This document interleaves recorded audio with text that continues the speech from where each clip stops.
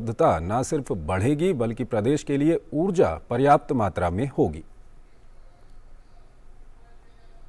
और आइए आपको सीधे लिए चलते हैं। नो मनी फॉर टेरर सम्मेलन को गृह मंत्री अमित शाह संबोधित कर रहे हैं। फाइनेंशियल टेक्नोलॉजी का दुरुपयोग तथा टेरर फाइनेंसिंग के क्षेत्र में अंतर्राष्ट्रीय सहयोग, ये 3 विषय पर विचार विमर्श किया ताकि प्रभावी रूप से नो मनी फॉर टेरर का हमारा उद्देश्य सफल हो पाए। इस चर्चा को आने वाले दिनों में हमें एक वर्केबल रणनीति की सोच में डालना होगा, जिससे हमें निश्चित ही ये लड़ाई लड़ने में मदद होगी। सहभागी देशों और संगठनों के लिए CFT वर्तमान अंतर्राष्ट्रीय व्यवस्था की प्रभावशीलता तथा उभरती चुनौतियों के समाधान पर विचार विमर्श करने के लिए ये विश्व का सबसे महत्वपूर्ण मंच है। टेररिज्म ने आज एक ऐसा विकराल स्वरूप धारण किया है जिसका प्रभाव हर स्तर पर हमें दिखाई पड़ता है। मेरा स्पष्ट मानना है कि टेररिज्म लोकतंत्र, मानव अधिकार, आर्थिक प्रगति और विश्व शांति के खिलाफ सबसे बड़ा नासूर है, जिसे हमें जीतने नहीं देना है। कोई भी एक देश या कोई भी संगठन चाहे कितना भी शक्तिशाली क्यों न हो, वो टेररिज्म को अकेला नहीं हरा सकता, परास्त नहीं कर सकता। अंतर्राष्ट्रीय समुदाय को लगातार इस जटिल और बॉर्डरलेस खतरे के खिलाफ कंधे से कंधा मिलाकर चलना होगा। पिछले कुछ दशकों में भारत ने टेररिज्म के सभी रूपों सहित कई चुनौतियों का सफलतापूर्वक सामना किया है। टेररिज्म के खिलाफ जीरो टॉलरेंस की नीति, काउंटर टेरर कानूनों के मजबूत फ्रेमवर्क तथा एजेंसियों के सशक्तिकरण के कारण भारत में टेररिज्म के कारण होने वाली घटनाओं में उल्लेखनीय कमी आई है तथा टेररिज्म के मामलों में सख्त सजा दिलाने में भी प्रशासन को सफलता हासिल हुई है। इन्वेस्टिगेशन को विज्ञान और तकनीक से लैस करने के उद्देश्य से फोरेंसिक साइंस को भारत में विशेष बढ़ावा दिया जा रहा है। इस दिशा में प्रधानमंत्री नरेंद्र मोदी जी की कल्पना से दुनिया के पहले नेशनल फोरेंसिक साइंस यूनिवर्सिटी की स्थापना की गई है। भारत सरकार ने यह भी तय किया है कि टेररिज्म, नारकोटिक्स और आर्थिक अपराधों जैसे अपराधों पर राष्ट्रीय और अंतर्राष्ट्रीय डेटाबेस विकसित किया जाएगा। साइबर अपराध का व्यापक तरीके से मुकाबला करने के लिए भारत सरकार ने भारतीय साइबर अपराध समन्वय केंद्र की स्थापना की है। ये प्रयोग अपने आप में बहुत सफल रहा है। मैं प्रधानमंत्री मोदी जी के संकल्प को यहाँ पर फिर से एक बार दोहराना चाहूँगा। भारत काउंटर टेररिज्म और CFT के लिए अंतर्राष्ट्रीय सहयोग का केंद्र बिंदु बनेगा, ये सुनिश्चित है। हम टेररिज्म के सभी रूपों के खिलाफ एक प्रभावी, दीर्घकालिक और ठोस लड़ाई के बिना भयमुक्त समाज, भयमुक्त दुनिया का अस्तित्व सोच ही नहीं सकते हैं। हमारे राष्ट्रों के नागरिकों ने नेतृत्व पर सबसे बड़ी जिम्मेदारी सौंपी है उनकी सुरक्षा की, और हमारा ये कर्तव्य है कि इस जिम्मेदारी की कसौटी पर हम खरे उतरे। पिछले 2 दशक में संयुक्त राष्ट्र सुरक्षा परिषद ने इस खतरे से निपटने के लिए एक ढांचा विकसित किया है, जिसका मुख्य उद्देश्य काउंटर टेररिज्म सैंक्शन व्यवस्था खड़ी करना है। टेररिज्म को स्टेट फंडेड एंटरप्राइज बनाने वाले देशों की कार्यवाहियों पर कुछ हद तो इससे अंकुश लगाने का काम हुआ है, परंतु इसको और कठोर, पारदर्शी और सटीक बनाना बाकी है। हमारी सबसे पहली प्रतिबद्धता होनी चाहिए ट्रांसपेरेंसी के साथ कोऑपरेशन की। सभी देशों को, सभी संगठनों को बेहतर और प्रभावी तरीके से इंटेलिजेंस साझा करने में पूरी तरह से ट्रांसपेरेंसी का संकल्प लेना होगा। हमें टेररिज्म और टेररिस्ट गुटों के खिलाफ की इस लड़ाई को प्रत्येक भौगोलिक क्षेत्र में और प्रत्येक वर्चुअल में लड़ना होगा।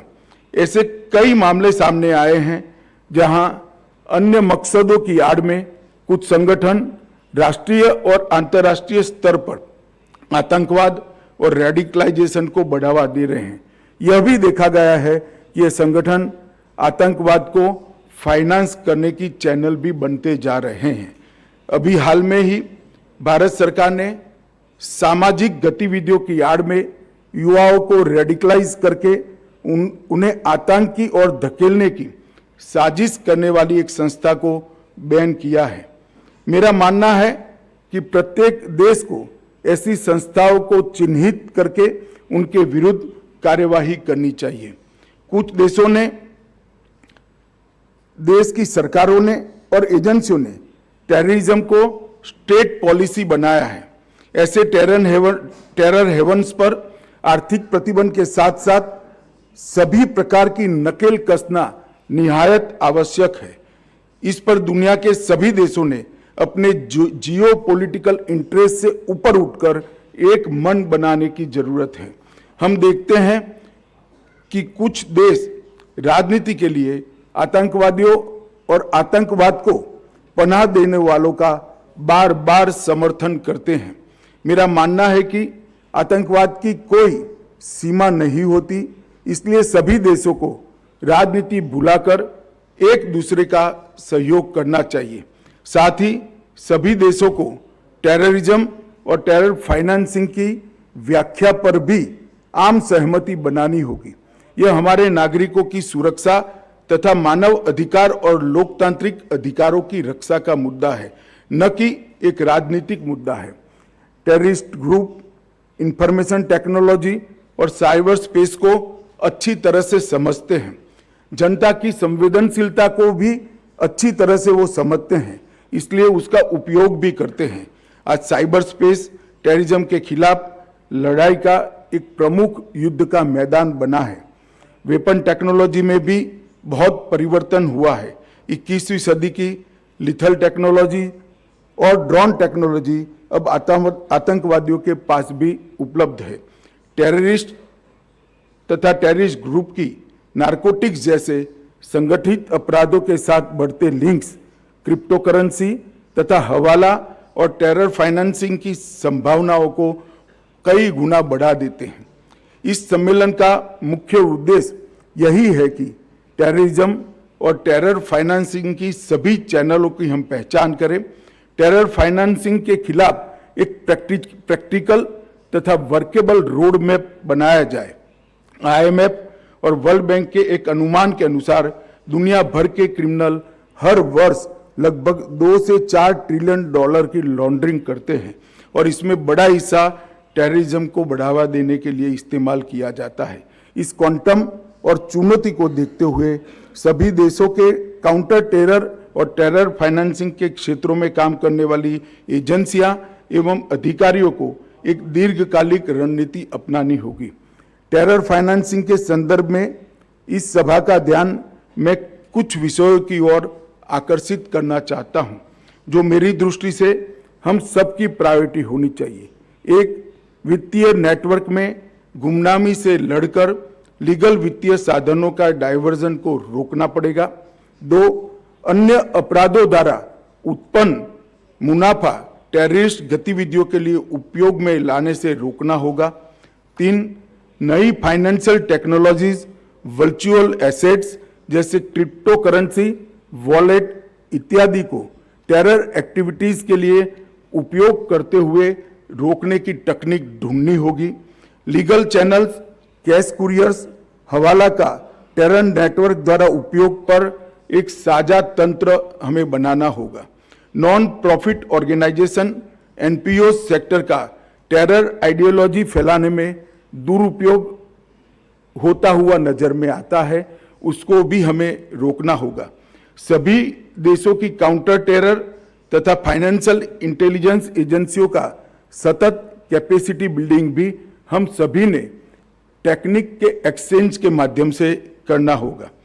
टेरर फाइनेंसिंग के सभी चरणों जैसे आतंकवादियों द्वारा फंड जनरेट करना, फंड का मूवमेंट करना, अन्य अपराधों के माध्यम से लेयरिंग करना तथा अंत में टेररिस्ट गतिविधियों के लिए इसका उपयोग करना, इस प्रत्येक स्टेज पर हमें नकेल कसनी होगी। इसके लिए वैश्विक स्तर पर एक स्पेसिफिक लेकिन कलेक्टिव अप्रोच की आवश्यकता मैं देखता हूं। सभी देशों को financial action task force FATF द्वारा सेट किए गए स्टैंडर्ड्स और रिकमेंडेशन को केवल कागज पर नहीं बल्कि स्पिरिट में इंप्लीमेंट करना होगा। मेरा ये मानना है कि टेररिज्म के वित्त पोषण का मुकाबला करने के लिए हमारा दृष्टिकोण 5 स्तंभों पर आधारित होना चाहिए। एक व्यापक मॉनिटरिंग फ्रेमवर्क स्थापित करना जिसमें सभी इंटेलिजेंस तथा इन्वेस्टिगेशन एजेंसियों में कोऑपरेशन, कोऑर्डिनेशन तथा कोलैबोरेशन हो पाए। दूसरा, ट्रेस, टारगेट और टर्मिनेट की स्ट्रेटेजी उसे निम्न स्तरीय आर्थिक अपराध से लेकर संगठित आर्थिक अपराध तक अपनानी होगी। 3, टेरर फाइनेंस के संबंधित लीगल स्ट्रक्चर को मजबूत करना और उसमें एक रूपता लाना बहुत जरूरी है। 4, नेक्स्ट जनरेशन टेक्नोलॉजी के दुरुपयोग के खिलाफ एक मजबूत टेक्निकल तंत्र हमें विकसित करना होगा। और 5, एसेट रिकवरी के लिए कानूनी और नियामक ढांचे को मजबूत करना भी बहुत जरूरी है।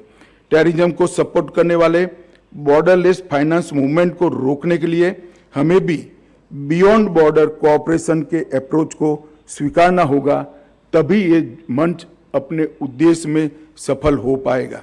अंत में मैं पुनः टेररिज्म और टेरर फाइनेंसिंग के खिलाफ भारत की तरफ से अपनी प्रतिबद्धता दोहराना चाहूंगा।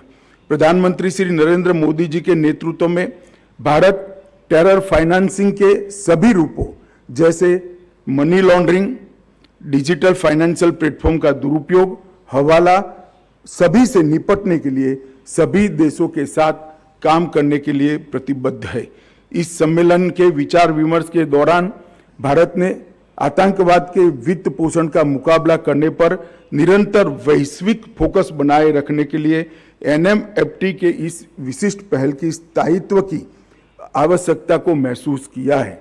अब स्थायी सचिवालय स्थापित करने का समय आ गया है। इस दिशा में आगे बढ़ते हुए थोड़ी देर में ही जारी किए जा रहे 4 स्टेटमेंट में भारत में एक स्थायी सचिवालय स्थापित करने का प्रस्ताव शामिल है। इस विषय पर शीघ्र ही सभी प्रतिभागियों के बहुमूल्य टिप्पणियां प्राप्त करने के लिए एक डिस्कशन पेपर सर्कुलेट किया जाएगा। मेजबान देश की ओर से मैं नई दिल्ली में आयोजित इस नो मनी फॉर टेरर सम्मेलन में भाग लेने के लिए सभी देशों और संगठन के प्रतिनिधिमंडलों का मन से धन्यवाद करता हूं। मैं आप सबकी सुखद और सुरक्षित स्वदेश वापसी की मंगल कामना के साथ मेरी बात को समाप्त करता हूं। वंदे मातरम।